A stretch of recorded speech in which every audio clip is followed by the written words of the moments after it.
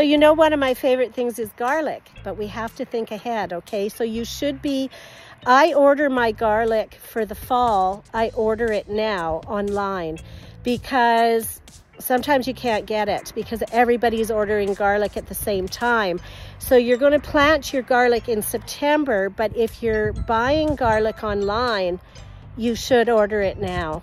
And if you have a reputable company, they'll send it to you in September. So just order it, pay for it, ask the company to send it to you maybe in August because you want to plant it in September. So just a little tidbit, order your garlic ahead of time or you'll be out of luck. Have a good day. Okay, just a side note. If I order my, I'm not being sponsored or anything, I'm just telling you where I order mine in case you don't know where to order it. I order mine from richters.ca. That's a Canadian company, so if you're in Canada, I love this company. Not sponsored, just love them. You have a great day.